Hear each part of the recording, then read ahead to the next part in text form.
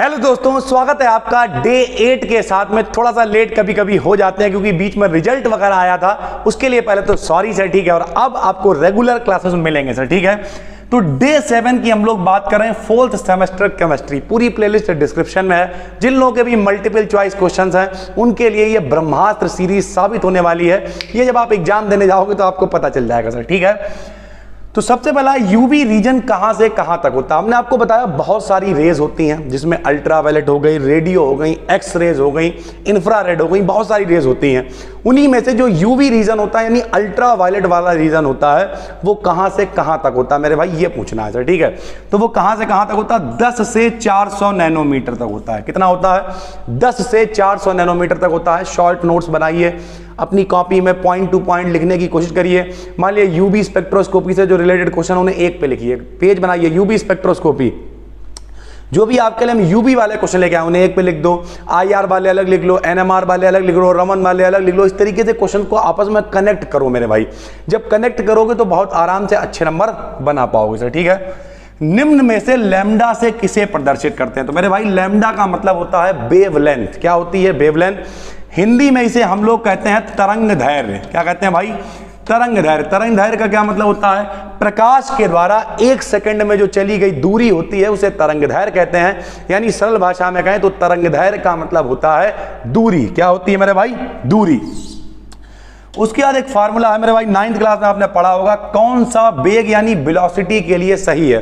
तो फार्मूला होता है b बराबर n लैम्डा। क्या फार्मूला होता है बताइए, b बराबर n लैम्डा। बताओ b माने क्या है, v माने है वेलोसिटी मेरे भाई, ठीक है। n माने क्या है, n माने है फ्रीक्वेंसी, n माने क्या है, फ्रीक्वेंसी। और लैम्डा माने है वेवलेंथ। लैम्डा माने क्या है, वेवलेंथ है सर, ठीक है। अगला क्वेश्चन, तो b बराबर n लैम्डा याद रखिए। V फॉर वेलोसिटी, n माने फ्रीक्वेंसी, लैम्डा माने वेवलेंथ। तो वेवलेंथ और वेलोसिटी में रिलेशन बताओ, b बराबर n लैम्डा, ठीक है भाई। तो अगला जो क्वेश्चन है मेरे भाई वो है ऑप्टिकल डेंसिटी क्या होती है, किस पे एब्जॉर्ब मतलब किस पे डिपेंड करती है। ऑप्टिकल डेंसिटी को क्या कहते हैं मेरे भाई। जब भी कभी वर्ड हो ऑप्टिकल, थोड़ी सी लाइट शायद आपको कम लग रही हो, लाइट बहुत दिक्कत कर रही है, लेकिन कोई दिक्कत नहीं है, आप तक क्लासेस पहुंचाने हैं, थोड़ा सा मैनेज कर लीजिए क्वालिटी को, कोई दिक्कत की बात नहीं है सर, ठीक है। तो ऑप्टिकल मतलब होता है प्रकाश और डेंसिटी मतलब घनत्व। यानी जो प्रकाश घनत्व है वो किस पे डिपेंड करेगा, एब्जॉर्प्शन पे। कितना ज्यादा अवशोषण हो रहा है, घनत्व उतना ज्यादा होगा मेरे भाई। घनत्व मतलब क्या होता है, कोई चीज कितनी ज्यादा घनी है उसे घनत्व कहते हैं। तो जितना ज्यादा एब्जॉर्प्शन होगा, जितनी ज्यादा पार्टिकल्स का एब्जॉर्प्शन होगा, उसका घनत्व उतना ज्यादा होगा मेरे भाई, ठीक है। ग्राउंड और एक्साइटेड स्टेट के बीच में डिप्रेशन क्या होता है, क्या फर्क होता है मेरे भाई। तो बहुत ही आसान है, इसे जरा समझिए। होता क्या है मेरे भाई, जब भी कभी मान लिया ये है ग्राउंड स्टेट, क्या है, ग्राउंड स्टेट है मेरे भाई। लीजिए सर, ये है ग्राउंड स्टेट, ये है एक्साइटेड स्टेट। यहां पर इलेक्ट्रॉन बैठा होगा, इसे मिलेगी एनर्जी। क्या मिलेगी, एनर्जी। एनर्जी मतलब एच न्यू, एच न्यू माने फोटोन। तो यानी इसे फोटोन मिलेगा। ये बौरा जाएगा, बौरा जाएगा तो ये कहां पहुंच जाएगा, एक्साइटेड स्टेट में। लेकिन एनर्जी थोड़े टाइम के लिए होगी। मान लिया हम हैं, अभी हमें कहीं 2, 4, 5 करोड़ रुपए पड़े मिल जाए, हम बौरा जाएंगे, गाड़ी लाओ रे, ये लाओ रे, वो लाओ रे, खत्म हो जाएंगे। खत्म होने के बाद फिर हम अपनी औकात में अर्थात निम्न अवस्था में मतलब लोअर स्टेट में लौट आएंगे। तो दोनों के बीच में जो डिप्रेशन है, जो फर्क है, वो काहे का है मेरे भाई, फोटोन का फर्क है। और फोटोन क्या होता है, एच न्यू होता है। फोटोन की एनर्जी क्या होती है, एच न्यू होती है, ठीक है। 6 वाला बहुत इंपॉर्टेंट है, बियर्स लैम्बर्ट लॉ किसके बीच रिलेशन दिखाता है। तो जो बियर और लैम्बर्ट का लॉ होता है वो एनर्जी एब्जॉर्प्शन को दिखाता है। किसके बीच, एनर्जी और एब्जॉर्प्शन के बीच, ठीक है सर। मॉलिक्यूलर स्पेक्ट्रा होता है। तो मॉलिक्यूलर स्पेक्ट्रा कई तरीके के होते हैं, जैसे इलेक्ट्रॉन स्पेक्ट्रा ऑब्जेक्टिव में आ जाए तो इलेक्ट्रॉन स्पेक्ट्रा लगा देना, वाइब्रेशन वाला विकल्प में हो तो ये लगा देना, रोटेशनल हो तो ये लगा देना। ये सारे के सारे प्रकार मॉलिक्यूलर स्पेक्ट्रा के ही है मेरे भाई, ठीक है। एमिशन स्पेक्ट्रा में, जब एमिशन स्पेक्ट्रा होता है, जो रेखाएं प्राप्त होती हैं वो कैसी होती हैं मेरे भाई। तो एमिशन स्पेक्ट्रा में प्राप्त रेखाएं होती हैं चमकीली। कैसी होती हैं, चमकीली होती हैं, ठीक है सर। ब्लू कलर वेवलेंथ, जो ब्लू कलर होता है उसकी तरंग दैर्घ्य कहां से कहां तक होती है। बहुत सारे कलर हैं मेरे भाई, उन सारे कलर, खास करके जो 7 कलर्स हम लोगों को दिखाई देते हैं, हम लोगों ने हाई स्कूल में पढ़ रखे हैं विबग्योर। कौन सा कलर पढ़ रखा है बताओ, विबग्योर पढ़ रखा है।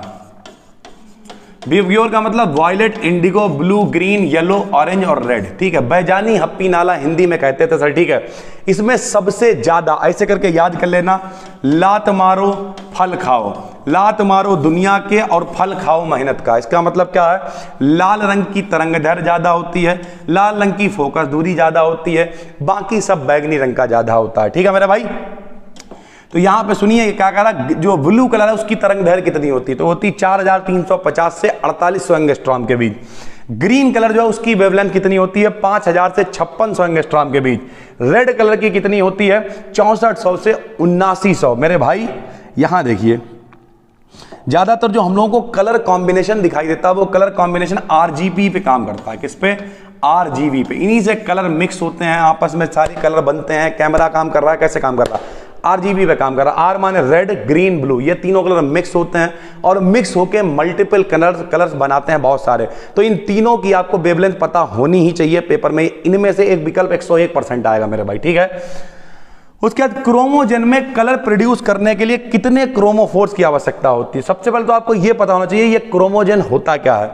तो मेरे भाई आपने सेकंड सेमेस्टर में डाई पढ़ी होगी, उस डाई में आपको पता होगा कि क्रोमोफोर क्या होते हैं, जिनके चक्कर डाई में कलर आता है उन्हें कहते हैं, यानी सरल भाषा में कहते हैं जो कलर प्रोड्यूस करते हैं उन्हें क्रोमोफोर कहते हैं, और उनके अंदर जो अवेलेबल होते हैं, जो उपस्थित होते हैं, उन्हें कहते हैं क्रोमोजेन। जैसे हम कौन हैं, हम कोई नहीं है, हटाओ यार। लेकिन ये चैनल प्लेटफॉर्म क्या, ये है बी डिकेडियन। ये क्या है, बी डिकेडियन। इसके अंदर जो हम हैं, आप हैं, हम सब लोग, हम लोग क्या कहलाएंगे, बी डिकेडियंस कहलाएंगे। क्या कहलाएंगे, बी डिकेडियंस। वैसे ही पूरा क्रोमोफोर और उसके अंदर जो है वो कहलाएंगे क्रोमोजेन, कलर प्रोड्यूस करेंगे। कितने क्रोमोफोर की जरूरत पड़ती है कलर के लिए, तो मेरे भाई एक से ज्यादा होने चाहिए, तब जाके क्रोमोजेन में कलर प्रोड्यूस हो जाएगा। ठीक है, क्रोमोफोर है, जैसे NH2 एक क्रोमोफोर होता है। अगर ऑब्जेक्टिव के अंदर NH2 दे रखा हो तो आप इसे लगा दोगे सर। ठीक है, IR स्पेक्ट्रोस्कोपी यानी इंफ्रारेड स्पेक्ट्रोस्कोपी क्या बताती है, इस तरीके के 1-2 क्वेश्चन जरूर आएंगे। IR क्या बताती है, रमन क्या बताती है, NMR क्या बताती है, इन सब के यूज क्या है, इन सब के ड्रॉबैक क्या है, सारी चीजें आपको पता होनी चाहिए। ठीक है सर, तो मॉलिक्यूल में कौन सा बॉन्ड प्रेजेंट है, मॉलिक्यूल में कौन सा फंक्शनल ग्रुप प्रेजेंट है, फंक्शनल का मतलब वो कीटोन है, वो एल्डिहाइड है, इस तरीके का कौन सा ग्रुप है ये पता होना चाहिए। प्लस मॉलिक्यूल का स्ट्रक्चर डिटर्मिनेशन यानी वो है कैसा, ये भी बताएगी IR स्पेक्ट्रोस्कोपी। ठीक है, रमन स्पेक्ट्रम के बीच की रेखा को क्या कहते हैं, तो रेले लाइन कहते हैं। जो रमन स्पेक्ट्रम के बीचों बीच में लाइन जाती है उसे रेले लाइन कहते हैं। IR स्पेक्ट्रम का भाग, जो फिंगरप्रिंट वाला भाग होता है, उसे हम लोग कहां से कहां तक नापते हैं, तो फिंगरप्रिंट रीजन होता है 1000 से 600 प्रति सेंटीमीटर तक कहते हैं फिंगरप्रिंट रीजन। ठीक है भाई, डाइपोल मूवमेंट क्या होता है, द्विध्रुव आघूर्ण का मात्रक क्या होता है, तो सेंटीमीटर। ठीक है, कूलाम मीटर क्या होता है, coulomb metre.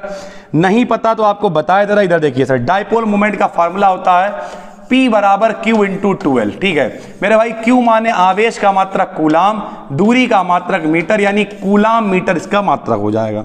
IR active molecule कौन सा है, तो HCl एक IR एक्टिव मॉलिक्यूल होता है। जब ये पूरी सीरीज अपनी किनारे पे पहुंचने वाली होगी तो IR स्पेक्ट्रोस्कोपी कैसे निकालते हैं, पैटर्न कैसे पहचानते हैं, कौन एक्टिव है कौन नहीं है, कोशिश करेंगे अधिक से अधिक चीजें आपको बताने की इस पूरी सीरीज में। पहले हम लोग जनरल क्वेश्चंस को लेकर चल रहे हैं। उम्मीद करते हैं ये क्लास आपको अच्छा लगा होगा। नए हो तो चैनल को सब्सक्राइब कर लेना, कोर्स में देख रहे हो तो कोई दिक्कत नहीं है, यहीं पर सारी आपको चीजें आप मिल जाएंगी सर। ठीक है, उसके अलावा इसकी PDF आपको टेलीग्राम पर भी मिल जाएगी। टेलीग्राम पे सर्च कर लेना बी डिकेडियन BSc। जिन लोगों ने कोर्स में एनरोल कर रखा है, आज शाम तक, क्योंकि अगर लाइट थोड़ी सी ठीक हो जाती है, स्क्रिप्ट लिख गई है, मतलब PDF तैयार है, बस शूट करने की देर है, 4-5 वीडियोस कोर्स में ऐड हो जाएंगी। लेकिन तब अगर लाइट की माहौल ठीक रहता, तब आप खुद ही देख रहे हैं स्टार्टिंग हुआ था, सुबह से बैठे हुए हैं, एक भी वीडियो शूट नहीं हुई है सर। ठीक है, लेकिन हमने कहा चलो बच्चे परेशान हो रहे तो कम से कम एक वीडियो डिलीवर करते हैं। बाकी फिर मिलते हैं आपसे एक नए क्लास में कल, तब तक के लिए धन्यवाद, थैंक यू भाई।